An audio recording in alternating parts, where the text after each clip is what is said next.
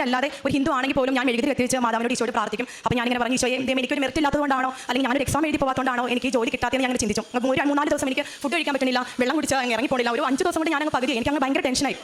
അത് കഴിഞ്ഞപ്പോൾ ഞാനിങ്ങനെ മഠത്തിൽ കാരുണ്യ പ്രവർത്തികൾക്ക് വേണ്ടിയിട്ട് എല്ലാ ആഴ്ചയും പോകും. അപ്പോൾ അവിടെ ഒരു കൊച്ചു വരുന്നുണ്ടായിരുന്നു, അവൾ ഇസ്രായേലിൽ പോകാൻ നിൽക്കുന്ന ഒരു നേഴ്സായിരുന്നു. അപ്പോൾ അവൾ എനിക്കൊരു നമ്പർ എന്നിട്ട് പറഞ്ഞു, ചേച്ചി ഈ നമ്പറിലൊന്ന് വിളിക്കുക, ഏജൻസി എന്ന് പറഞ്ഞു. അപ്പോൾ അവരെ വിളിച്ചപ്പോൾ അവർ പറഞ്ഞു, ദുബായിൽ വേക്കൻസി ഉണ്ട് റേഡിയോഗ്രാഫർക്ക്, 15 ദിവസം കൊണ്ട് കയറി പോകാം. അപ്പോൾ സർവീസ് ചാർജ് ഒന്നും വലിയ കാര്യമായിട്ടില്ല. അപ്പോൾ ഞാൻ പറഞ്ഞു സാലറി എത്ര ഉണ്ടെന്ന് ചോദിച്ചു. അപ്പോൾ അവർ ഒത്തിരി കുറവ് സാലറി പറഞ്ഞു. ഞാൻ പറഞ്ഞു ഇതിൽ ഇരട്ടി സാലറി ഞാൻ ജോലി ചെയ്തുകൊണ്ടിരുന്നത്, ഇത് ഞാൻ വന്നിട്ട് കാര്യമില്ല, കാരണം എനിക്ക് വീടൊക്കെ വെക്കണം, എന്നെ സംബന്ധിച്ച് ഈ പൈസക്ക് ഞാൻ വന്നിട്ട് കാര്യമില്ലെന്ന് പറഞ്ഞു.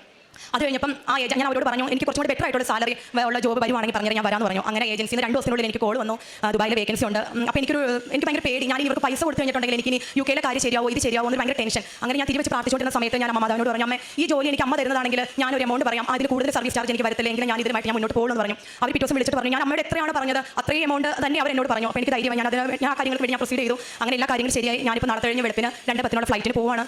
എനിക്ക് അമ്മയോട് ഈശോയോട് ഒരുപാട് നന്ദി.